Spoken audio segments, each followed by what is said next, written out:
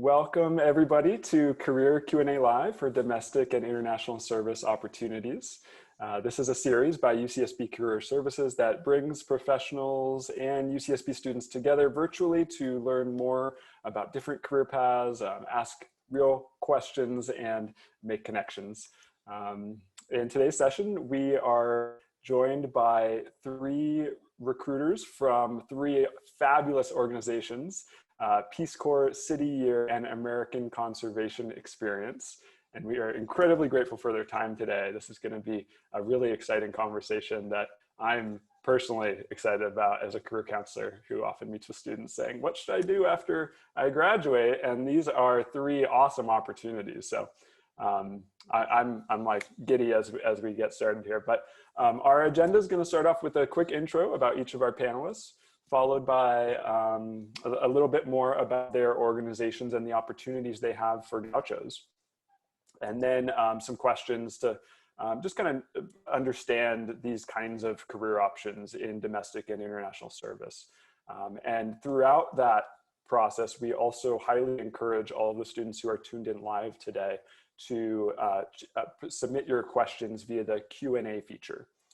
So definitely keep that Q&A feature open for anyone here live. And if you're on YouTube watching this recording in the past tense, be sure to check the description below and you'll see a little bookmark for each question that was asked in today's session.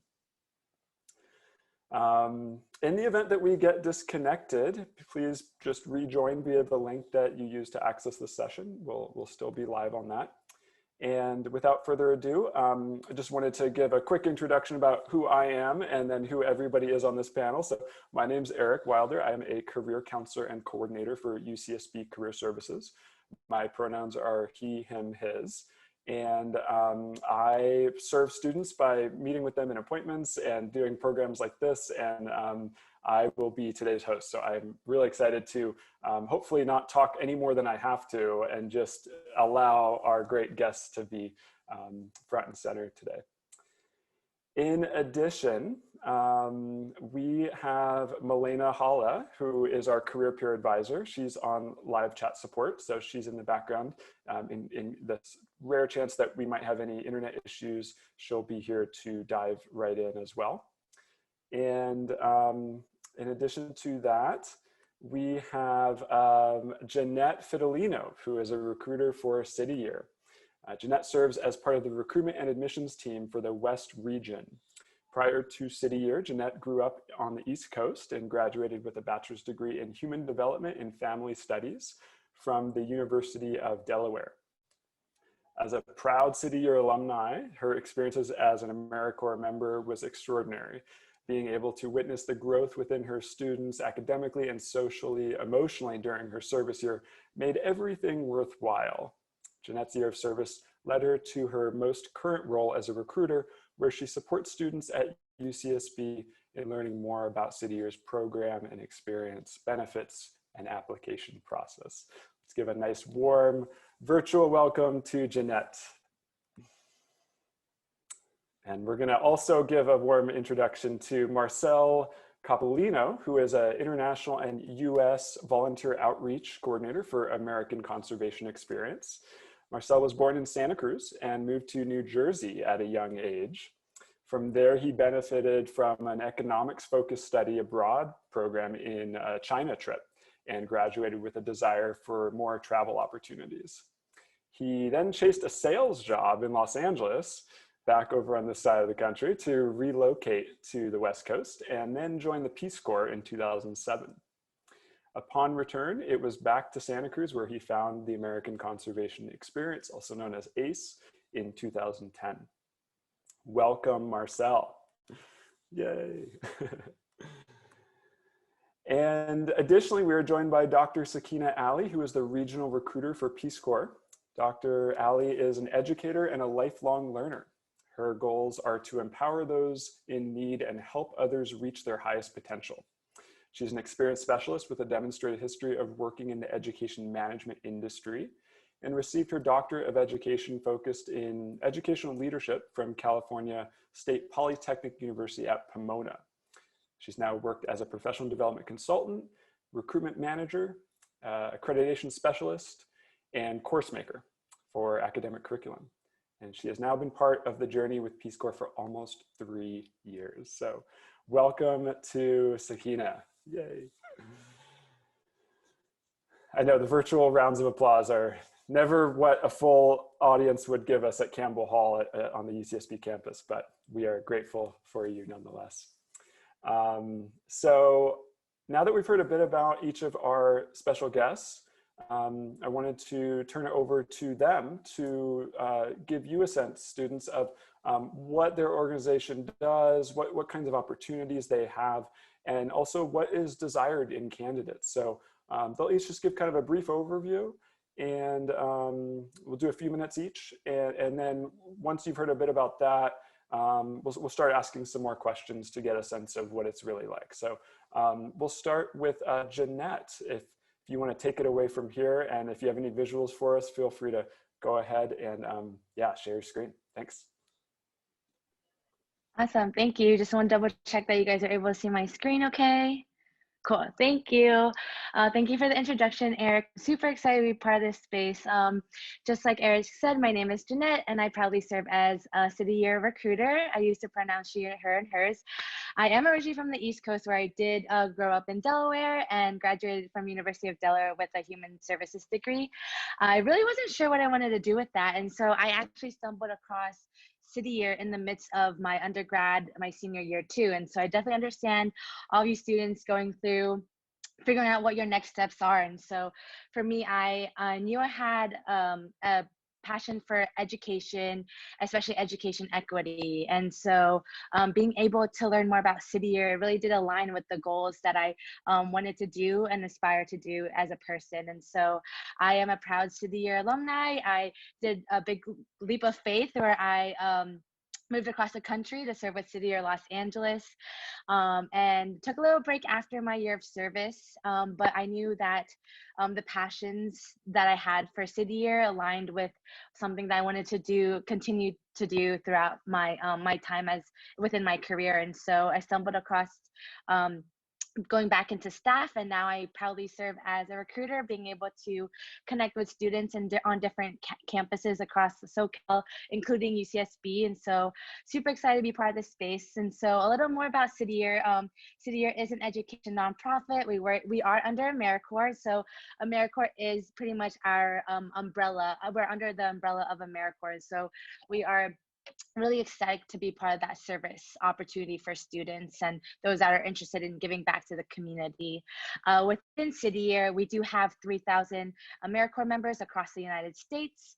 We are in 29 different US locations across the nation, and we are serving in about 350 schools, providing support to over 200,000 students a year. And so within the work that we do at City Year, we want to make sure that we come in with a holistic approach, which is designed to meet the needs of students in a holistic set of academic and social emotional support. And so that being said, when we are in the classrooms with our students, we aren't necessarily the teachers in the classrooms, but we like to say that our partner teachers are our greatest partners in the work that we do, because if there's anyone that's going to know that the students as much as we do, it's definitely going to be our teachers. And so we work closely with our teachers to help them through overall classroom support, overall classroom management, and making sure that they are set for success as well. Within the classroom setting, that's when we work with our students in individualized support, making sure we provide them one-on-one and small group academic and social emotional support. We do provide an extended day program for our students as well. And overall, just making sure that we engage our families, our staff, our school administration to inspire civic engagement in the work that we do within City Year. And so that being said, to learn more about applying to City Year, these are a few links that can help you through navigating your way to apply for City Year. If you visit us at cityyear.org, you can find the big apply button on the right corner. And to think, if you want to find more resources about how to apply, what to know before applying, definitely check out those links on this tab as well. A few eligibilities to be part of City Year is that you do need to be a US citizen along with a permanent resident. You do have to be in between the ages of 17 and 25 years old. You need to make sure that you have not served more than 3 terms of an AmeriCorps state or national program, along with just agreeing to pass a criminal background check as well. Some of the desires in the candidates that we look for is that our program is open to anyone in any career path and any major, which is super awesome, because sometimes there's a misconception that City Year may only be for those that are in the education or nonprofit field. And so there are a lot of transferable skills that you can learn from City Year, regardless of any major that you're in. And so some of the things that we desire in our own candidates is just an open heart and open mind to learn something new, despite not being in a particular major. Having that open heart and open mind will really help you through your year of service, along with deeply being empathetic, right? You're working with students and you may or may not be able to relate with them, and that's okay. As long as you're showing up and being present is all we could ask for when it comes to being empathetic and really learning from them and being able to learn from your experience. And also to build strong relationships, right? We know that within City Year, we can't do this work alone. And so we do work really closely with our partner teachers, our staff administration, our school administration, along with our teammates, making sure that we are grounded together in the teamwork to best support our students. And along with just commitment to diversity, belonging, inclusion, and equity. And so that is the foundation in the work that we do in City Year, and that will really keep you continually being reminded of the work that we do and the work that our students truly deserve. So again, I am super excited to be part of this space, along with being part of this space with the other panelists, and I'm excited to engage in the Q&A with you guys too.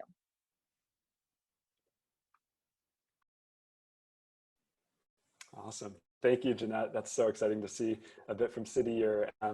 So let's now toss the baton over to Marcel for a little bit about American conservation experience. Hey, everyone. Thanks, Eric. And I have a little visual here as well. Yeah, I actually assumed a new role called the Associate Director of Member Resources within the last week. So I received a promotion, and what that means is I'm very much involved in our member support, our mentoring, but also our logistics, like how we run our crews and our vehicles and our warehouses are under my purview too. So, I mean, to give you a summary on ACE, so we've been around 17 years. We started in Flagstaff, Arizona, and now we've grown to California, Utah, North Carolina, and Texas as our actual permanent home bases. And in the next 5 years, we have a plan to be in every one of the 50 states and even 10 different countries. So we are on the path of growth. And I mean, what are conservation corps? I really think you can summarize it as just the fact that public lands are in need. So actually, conservation corps, there's 130 plus of them out there. And we get confused actually a lot for California Conservation Corps. They're the biggest in California. But what makes us different is we are an independent nonprofit organization that is nationwide. There's only a few of those that are kind of at that same status. So yeah, you have state-run organizations, you have others that partner with us, but really what we do is serve that need. The need is public lands need trails to be built and maintained. We need to do wildlife research. We need to do some ecological restoration, fencing work, some signage and repair after there's been like damage by illegal off-road vehicle use, let's say. I mean, the list goes on. And so, I like hearing about City Year because there's so many parallels there. We do host AmeriCorps service as well. We're part of the state and national branch of AmeriCorps. And what that means is we host most often 450 or 900-hour terms. That's about 3 months or 6 months of a commitment.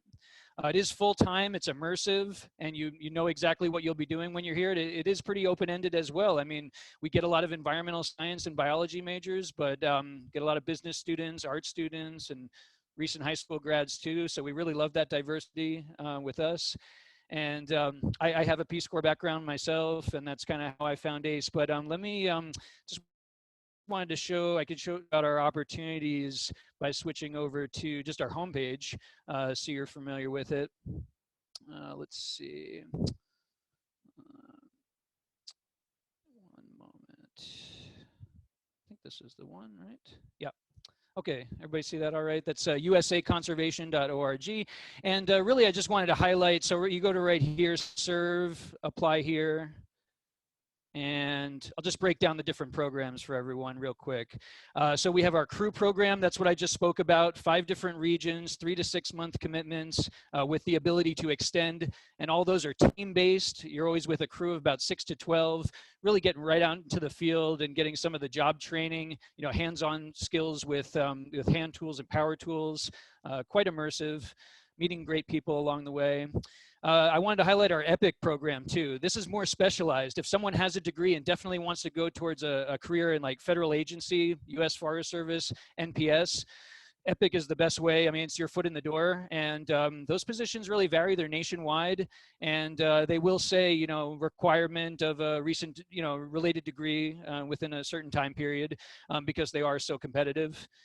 Conservation volunteer program is reserved for international participants because it's not AmeriCorps. Same you know, requirements like was mentioned with city year.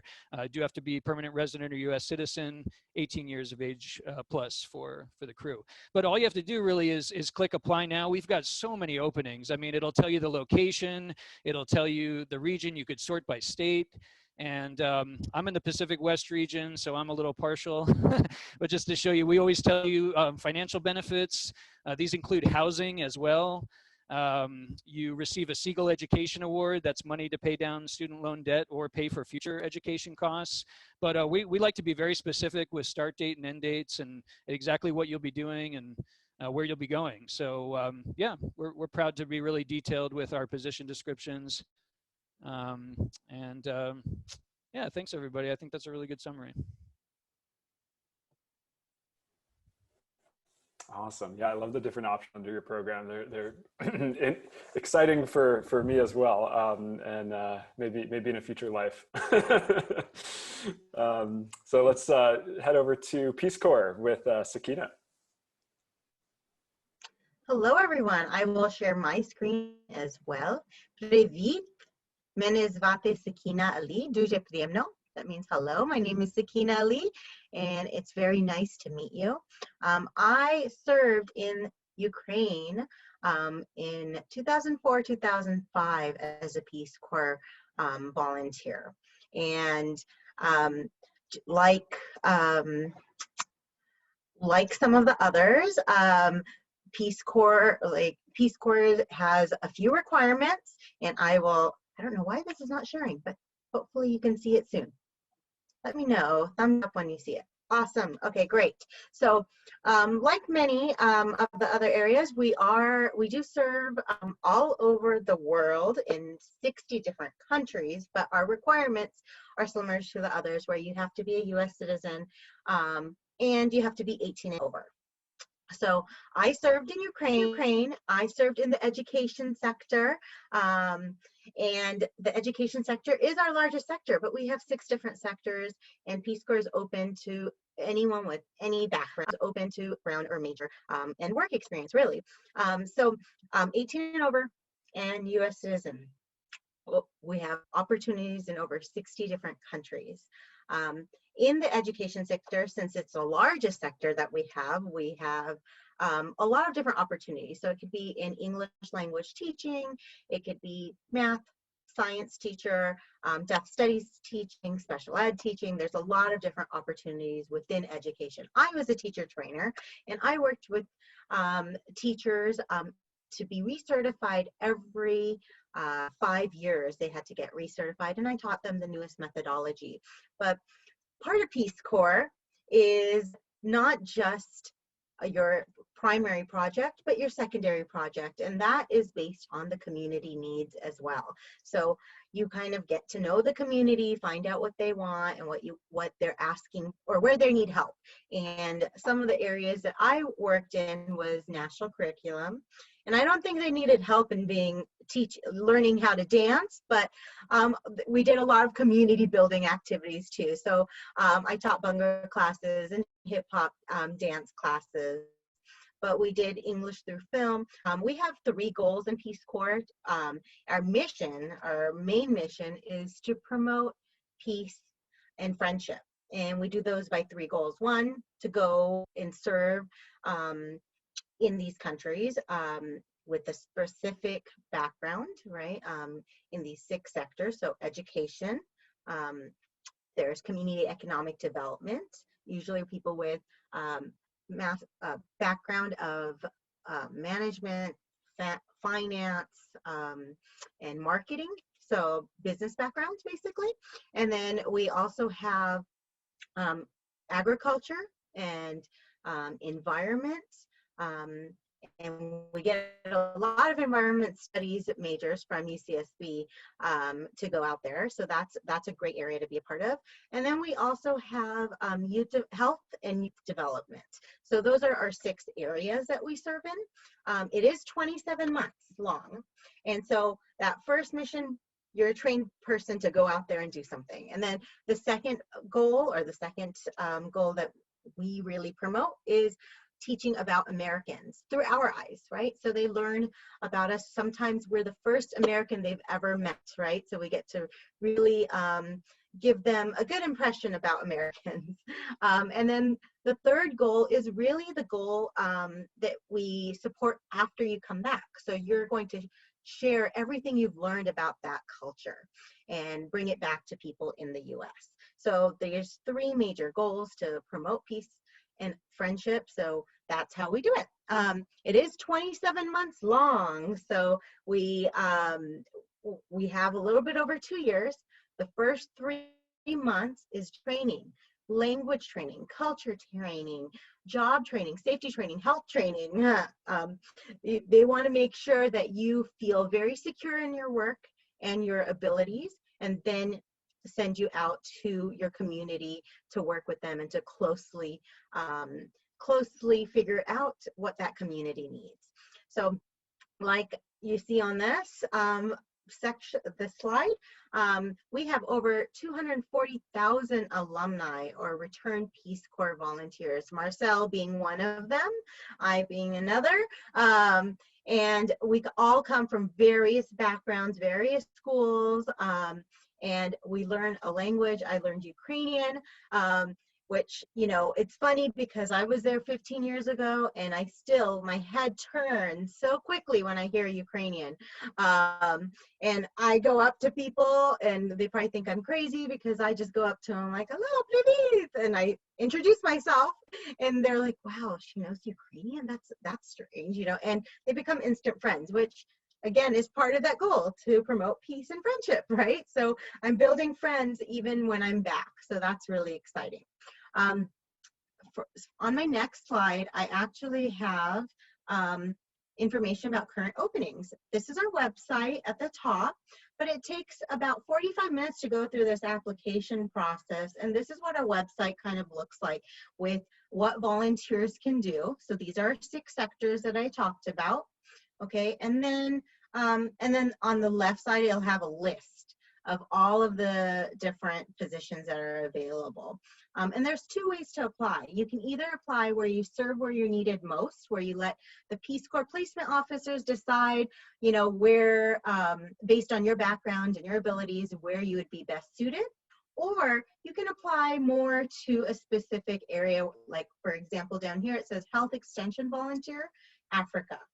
Right? So if you wanted to, if you're really interested in health, then, and being in Africa, then you would apply to that. We always ask people to be flexible, especially right now, but be flexible because if it's competitive for that position, maybe there's another position that you can be a part of, right? So the application takes about 45 minutes, and I am the Peace Corps recruiter, so I help you through that application process. And I'm here to help you with getting your resume together, getting your motivation statement together for when you do apply. We say the application takes 45 minutes. That's the online portion, right? But to actually apply you want to do it 6 to 9 months prior to when you want to depart. So if you are graduating right now and you're ready to go, you want to really apply now, and you'd be departing at the end of this year or the beginning of next year. Our plan, because of COVID, is to be back out there by the end of this year. So this is the time to apply. Let's see. And I know on here, we also have language requirements that you could see.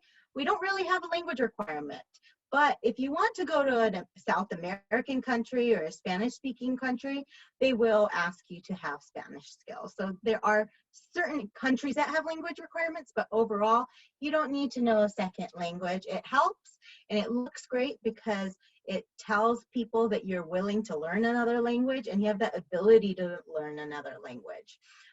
As you can see, you can also search through, filter through regions, and we do accept couples. So if you are married or dating somebody and both of you want to apply together, that's great. We do have a lot of areas that couples are accepted. And then my last page are just some links for you. Definitely work with a recruiter. That's me. For UC Santa Barbara, it's all me. So definitely work with me. Look at the featured openings. So sometimes we flag certain openings, and they're usually at the top because we really need people for that particular position. So if those interest you, apply, because we're going to hire you if you meet the requirements. And then again, the requirements: 18 and over, US citizen, and then majority of our volunteers, which I say majority, 95% of our volunteers have a bachelor's degree or 5 years of professional work experience. So sometimes if you don't have that much experience, one of these other positions that Jeunet and Marcel were talking about would make you much more competitive. So you could always do that first and then go into Peace Corps. My tips about applying is apply early, do your research, look at the country's web pages. You can see what kind of projects are out there in each country and what interests you the most. And then what makes you most competitive is having internships, volunteering. Okay, so Peace Corps, you do have to have a passion in helping others. That's number one. If you don't have that, this might not be the right place for you, but if you have a passion to help others and work in communities and get to know these communities, Peace Corps is a great opportunity. And the last thing is be flexible. So I'm excited to answer any more questions that you might have, and I'll give it back to you, Eric.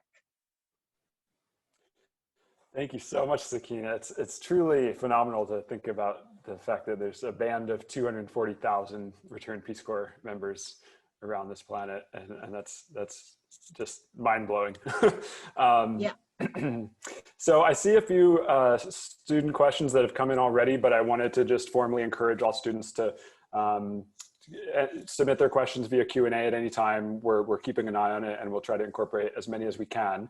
But I wanted to start with a sort of follow-up question to hear a bit from each of you on kind of hearing a bit about the day in the life of a typical service member in your organization. I'd imagine it probably varies quite a bit based on the number of variables you've each spoken about.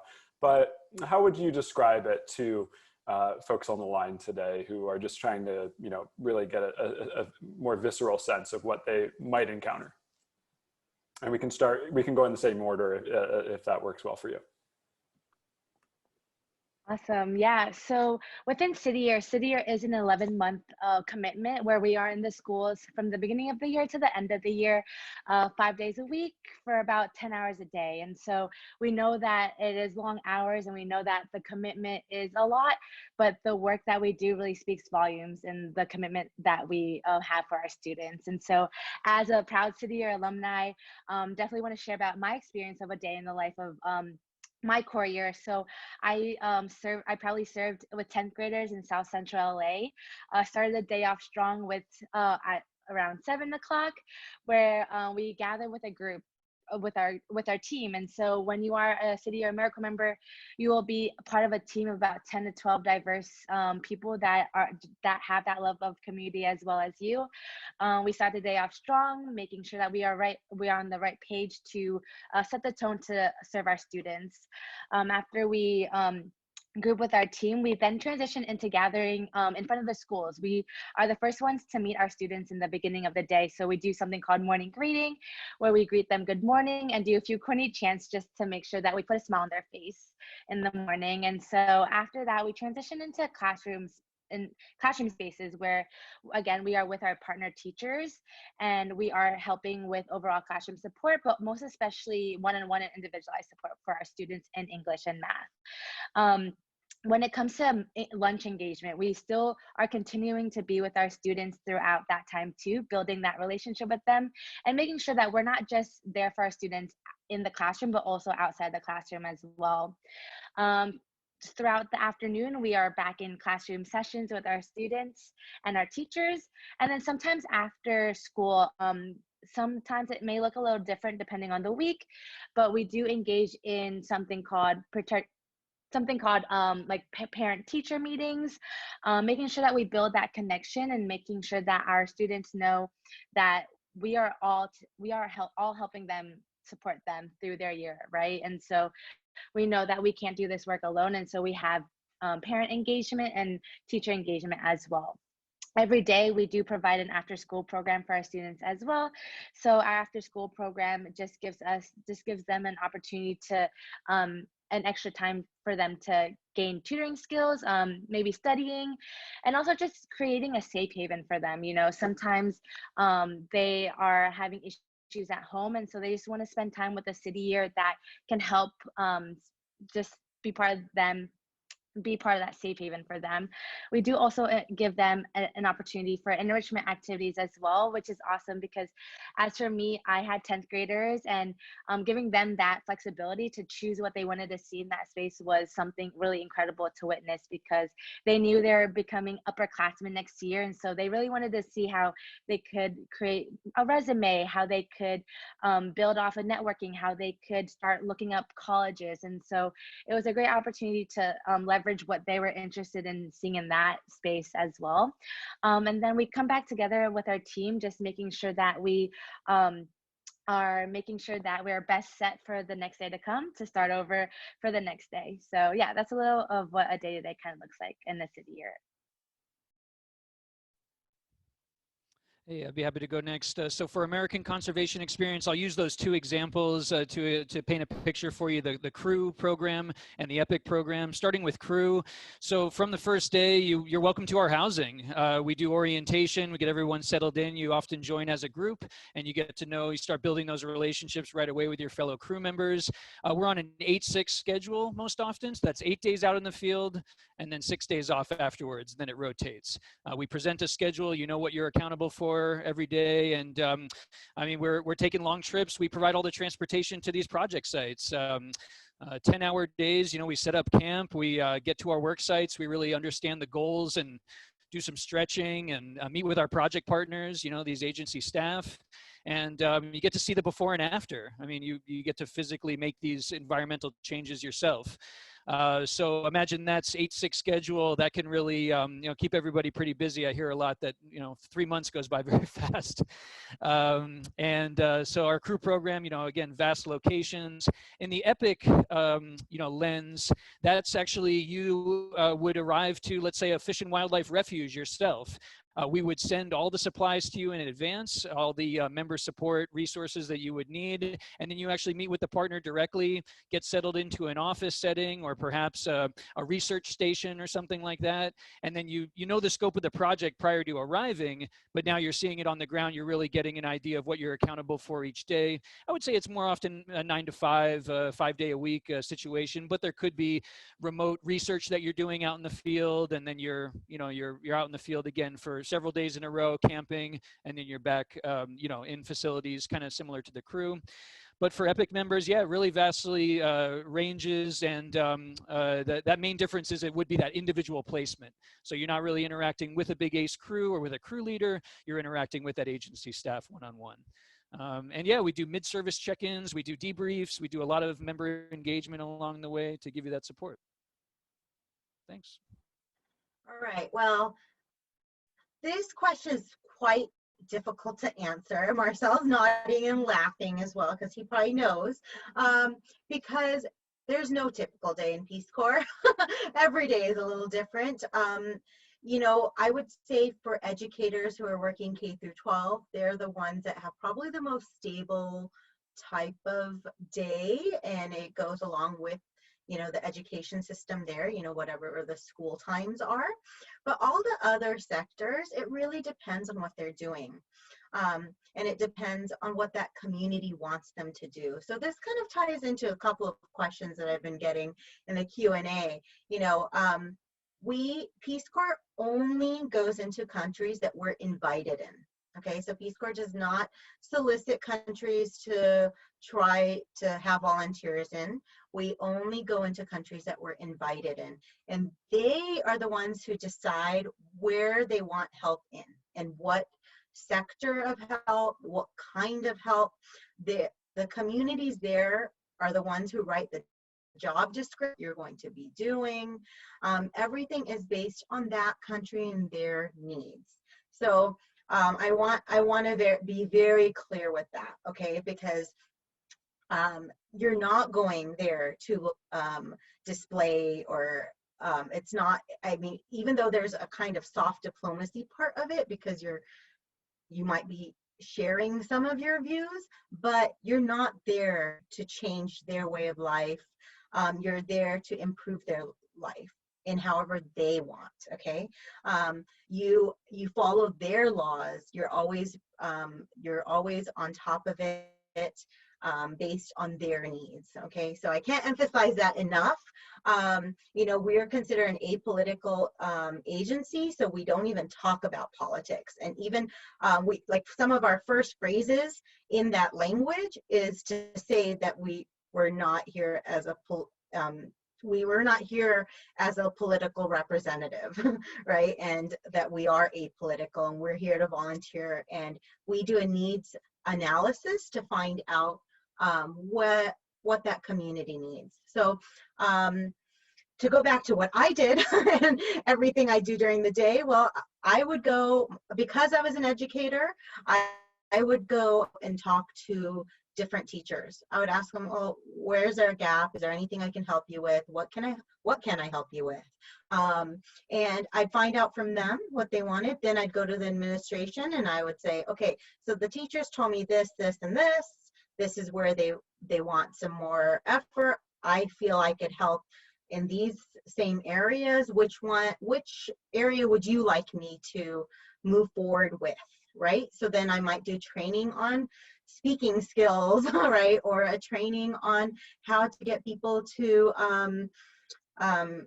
improve their reading skills or writing skills or whatever that is, based on, again, what the teachers wanted in that school or community. So that's really important. So that's why my day was different every day. Some days I would go in and teach a 2nd grade class. Some days I'd go and teach a 9th grade class so people can observe me and see how I teach, right? Some days I would just go out into the community and talk to people, and that's all I did. Sometimes I would go and just sit in the park and wait for people to come to me, and because they were so excited to meet an American that they just wanted opportunities to talk to me. So it was my opportunity to talk to them too. So a lot of times that's what I did. another thing that you will find or you'll hear about from other Peace Corps volunteers is that we don't always have a full schedule. It's what you decide to put into it. So some people, you know, might have a very, very dense schedule of 10 hours a day, and some people might have only 4 hours a day, and it just really depends. We learn to really love ourselves and love the time alone as well. So that's definitely a big part of it. But again, it's what you make out of the experience. I again was there to help as much as I could. So I went out and was trying to meet as many people as I could, talk to as many people as I could, and help in any way I could. And if I didn't have anything to do, I would talk to the librarian, the local librarian, and she would start planning things and having me come in as a panelist or having me talk to the community in different aspects. So she would just have a Q&A session, and that was something that I did. So it's really, again, it's what you make out of it. Every day can be different, but it can be very exciting. And you know, one of the things that Peace Corps volunteers will say that it was really a tough job, and it was very hard because you're integrating into a whole new community, and there's culture bumps. You're trying to figure out, you know, what works and what doesn't work, and you might not know how to do it, and so you get training, and Peace Corps does provide continuous training. They have a mid-service training and a close of service training. The close of service training kind of talks to you about the benefits of when you come back. So like what is available. They help you with your resume and all of that, but then they also help you with NCE status, which is non-compete eligibility. So Marcel might have kind of spoken a little bit about it, but in a sense that you get a leg up, and not a leg up, but kind of a leg up when you're applying to any kind of government position, any agency that if you want to work in, if you apply, you kind of get a little higher priority when looked at. So for example, what I like to share is like with CDC, a lot of times the CDC positions, they open it up to return Peace Corps volunteers first, and then it goes posted on their general you know, website for anyone to be applied to. So there's a lot of government agencies that do that and work with Peace Corps and do that. And also there's educational benefits. So if you want to get a master's degree afterwards, Peace Corps has partnership programs with over 300 different universities to get 25% to 100% tuition paid. And I love that because that's what I did. I got my degree at AU with my master's program, and it was completely free because I did Peace Corps. So that was really nice to not have more debt after my undergraduate debt. So anyways, I hope I answered those tough questions from the audience, but if you have anything else that comes in, I'm very happy to help you with that too.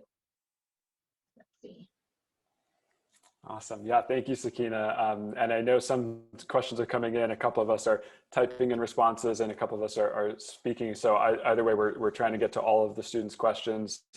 And I wanted to just make sure we are covering the topic of the COVID-19 pandemic in terms of how have things changed, how have things stayed the same, or any particularly relevant information you would want students to know about looking ahead with what we do know about the pandemic for each of your organizations. I know we've touched on it a little bit, but if you could each just say a little bit about that, that would be awesome. Yes, absolutely. So with City Year, and especially all of us in a sense, we know that the pandemic really brought uncertainty to all of us. And so thinking about how we as an organization could pivot past that was, you know, knowing that service never ends despite a pandemic. And so when it comes to that, we are truly still continuing to prioritize the safety of our people. We do have a response team who are being proactive towards the unique needs of our 29 different sites across the nation. And we're also working closely with local officials and school districts just to monitor what that looks like for the upcoming year. So as of right now, because of state regulations, City Year does follow those. And so majority of our sites are transitioned into virtual service, right? We were so thankful that despite the pandemic, we were still able to follow our students in a virtual lens, and our partner teachers as well. So as of right now, we still have a full core across the nation that are still actively and daily serving our students as best as they need. And so we are in Zoom spaces with our teachers, and we're able to break into small groups, right, into breakout sessions, and being able to pivot that and still support our students was something really special to us. And so that being said, we still are in need of talented people just like you guys more than ever, knowing that the mission of City Year still never ends despite everything going on. And so we are continuing to process new and submitted applications for our next service year, which does begin the summer of 2021. And so within the application process, it's the first step is an online application, has a few short answer questions along with providing a resume and a reference. And then you will go through an over the phone interview and then actually hear back from City Year within a month. We try to alleviate that stress of the interview and post undergrad, figuring out what to do next. And so that being said, we are still processing applications. And so again, if you're interested in serving with City Year, definitely look out for our application. Yeah, so just wanted to double check. The question was on COVID-19 guidelines and how that's being managed. Our biggest pause at American Conservation Experience was for 3 months, March to June 2020. We paused complete operations and really revamped all of our safety guidelines for our housing and how we're going to welcome members back. So I would say all the guidelines in place since June of 2020 are still in place today. Really gradual restart, having family units as really the key to keeping members together in small groups. And so you wouldn't see that same social vibe. Maybe years ago, we'd have, 3 crews together at a house, get to meet 30, 40 other people. Now it's one crew at a time. We have a natural advantage already being out in the field away from the public. Housing is, it's not open to the public, and we're in these groups already, small groups, kind of separate. So based on those advantages and also really being aware of PPE and safety has always been a top priority pre-pandemic at ACE. No project is worth any of our members' safety. So we built upon that. We always view the external guidance of CDC and what California is doing, where we go for work, and also where our houses are, and have adjusted accordingly. So maybe someday we'll have 2 crews in a house, but really have quarantine spaces are available if needed, specialized PPE to transport members if they have symptoms, as well as requiring a negative COVID test prior to arrival. So all those things have had led to no community spread within ACE since June. I'm going to change my background. Can you see it? Today, this week is Peace Corps Week, and we are celebrating our 60th anniversary. So we've been out in over 141 nations, and this is not the first time we've had to evacuate. So Peace Corps did have to evacuate. This is the first time we had to evacuate at such a global in such a global manner, right? Every volunteer was evacuated back in March last year. So we did evacuate. We are in hopes of getting back out there by the end of this year. We're moving towards that. We've learned a lot. Our protocols have changed. We do live with the host family when we're abroad. And at least for those first 3 months of training, you're living with the host family. So we have to make sure that everything is safe for the volunteers as well as the host family and the other host country nationals out there. So we just found out that we are going to make sure that everyone is vaccinated before they get sent out. And again, our hopes are to send everyone out by the end of this year. And so that's why the applications that are out right now too are geared towards the end of the year and beginning of next year. Awesome. Yeah, thanks for clarifying that. I know I'm meeting with a lot of students who the uncertainty of the future is always a theme in our conversations, rightfully so. And it's reassuring to hear that there's good plans in place from each of your organizations. I think we have time for just maybe one or two more questions. So I wanted to hear from you each on thinking back to former members of your organizations that you've interacted with or that you've heard from. What do former members typically offer as advice to future members who are thinking about joining your organization? Yeah, absolutely. So along with myself, I am a former member of as a city year alumni, and being able to even talk to the currently serving core as well, and just being really grounded in the work that we do.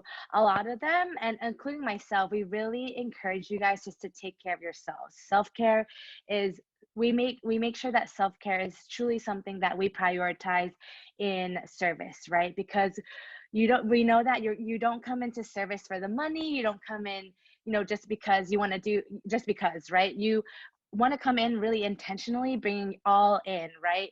But being all in sometimes can be tiring, and we know that. And so we want to make sure that you guys take care of yourself when it comes to serving. And so the greatest advice that I've heard that I've been able to carry out, especially when I was a core member, was self-care. And so when it comes to the weekends, making sure that you do what's best for you, and that work-life balance, being able to have that balance and making sure that you do stuff that you love and that is rooted towards your service, right?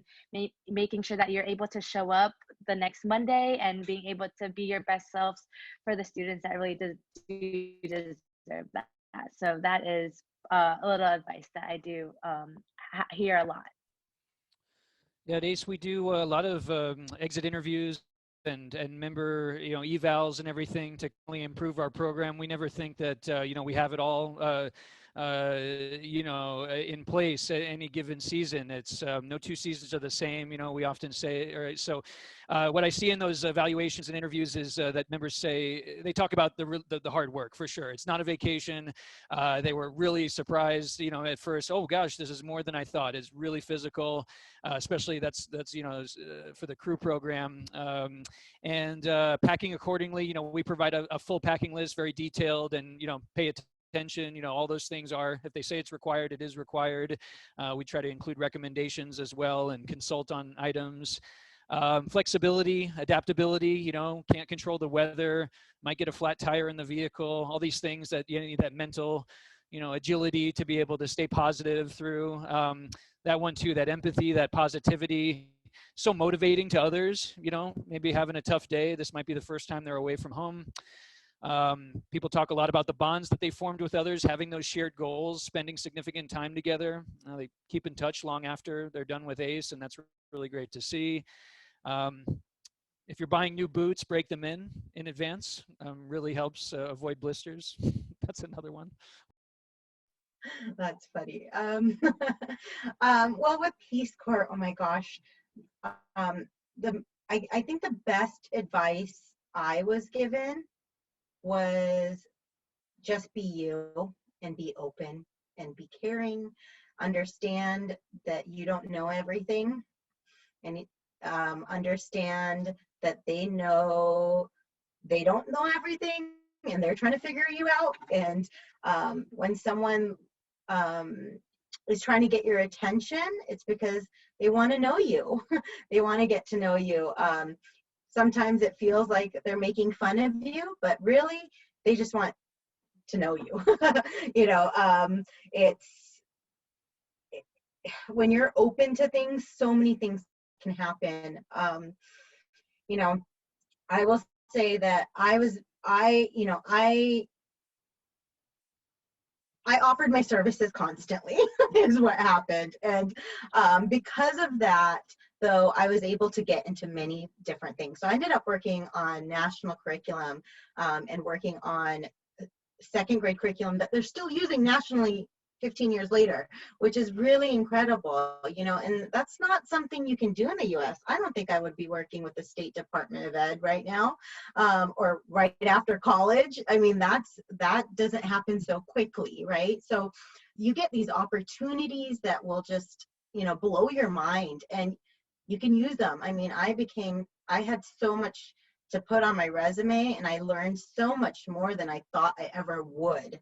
And it was because I put myself out there and said, okay, I'm here to support you, and let me support you however you want me to support you. And so I think that's the biggest thing, is being open and flexible and knowing that you don't know everything. You don't even know a little bit, actually, is what happens. But you learn. Yeah, I think that's sobering in the best of ways for students to be hearing as they're thinking about the next chapter of their lives, and seeing it as a license to lifelong learning, no matter what they pursue. I think that's a great attitude. So we have just a few minutes left, and I wanted to make sure that students know what to do next if they would like to pursue a career path through any one of your organizations. So I'm going to go ahead and share a slide of contact information, and let's see if we can get that up here. So yeah, if we wanted to start with City Year, and maybe just any final words of wisdom, where do you want students to go? How can they contact you, and all of that? I know we see some of that here, but final thoughts. Yes. Yeah, so feel free to definitely check out City Year if you're interested in taking a gap year and learning more about our opportunities. Feel free to connect with me. This is my QR code that leads you straight to my interest form, so feel free to fill that out. It's also my email, along with the application. Our next application deadline is March 5th, and so as you can see, there are a few more application deadlines after that as well. But if you know that City Year is something that you want to do, I definitely highly encourage to do that sooner than later, just because after each deadline, we do fill up the core more and more. And so if you'd like to connect, feel free to contact me. But a word of advice is just to be open, just because as for me, I didn't know what to expect coming into City Year. I knew that it aligned with my goals, but every day I learned something new, and that really allowed me to connect with my students. And so my students are the love of my life, and they are now in college. And so, you know, you never know what the opportunities that you gain along with your impact, even after your year of service. And so I encourage you to do that. And thank you guys so much for allowing me to be part of this space.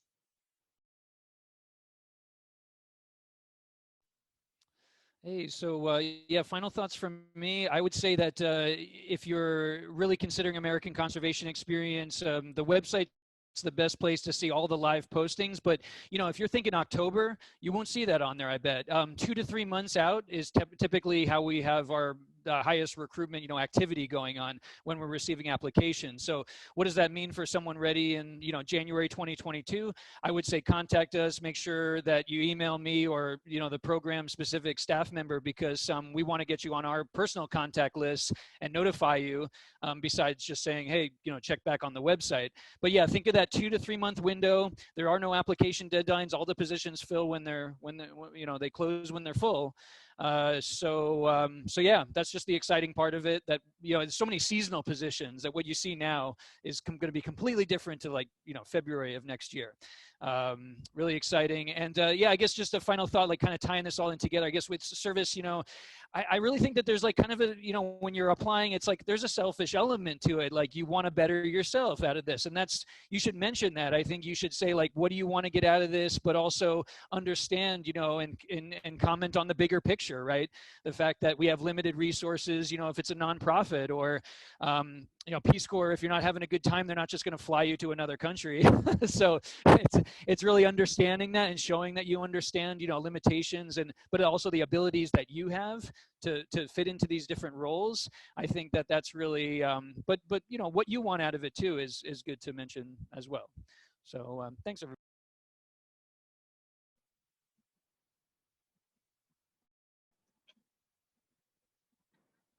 So for Peace Corps, I think what I want to leave you with is that there's quite a bit of opportunity out there. You just have to find what works best for you and what excites you. So definitely look at those opportunities that are posted. Find out what, you're like, when you read those descriptions, what is like the most exciting. Our opportunities are always posted a year in advance. So start planning a year in advance of when you want to go. Also, what's great is UC, through UCEAP, there is a UC Peace Corps prep program that you can be a part of. So that is already there on your campus, and you can get a certificate before you complete or at the same time as you complete your UCSB degree. So definitely look into that if you're really interested, because that helps you find an internship and also just prepares you for Peace Corps in general. Whether you do it or not, Peace Corps Prep is a great certificate to have regardless. So that's something that I would definitely say, try to partake in that because that can help you. And also, don't be discouraged if you don't get in the first time. It's okay. Not everyone gets in the first time. Sometimes there's just a lot of people who apply and a lot of people who have a lot more experience, and then other times you get right in. So, keep applying when you're ready. It's also available to you all your life. Okay, so you don't have to apply right now. You could apply after you do city or an AmeriCorps or anything else, right? Basically, a lot of people go, in their 40s, 50s, 60s when they retire. So it's always available. It's a great time to go right after college, just because there's less things to tie you down. But it's a great opportunity in general, just like my colleagues here on the panel.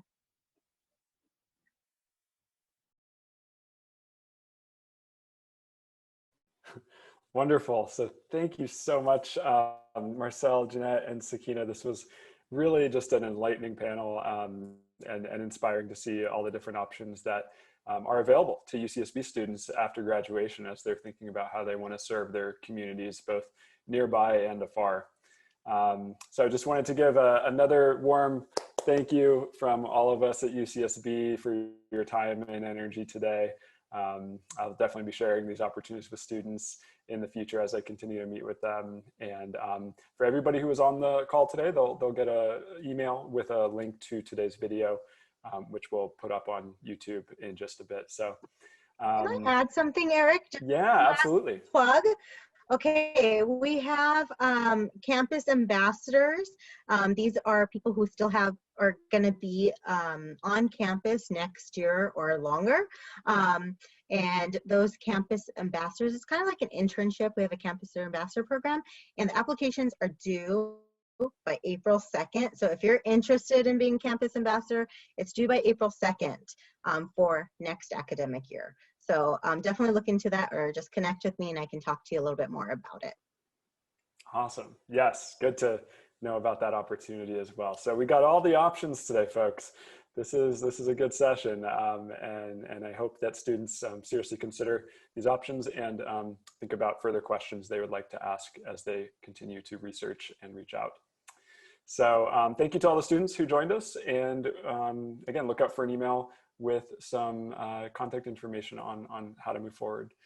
All right, everybody, have a great end of the quarter, and we'll see you around, okay? Take good care.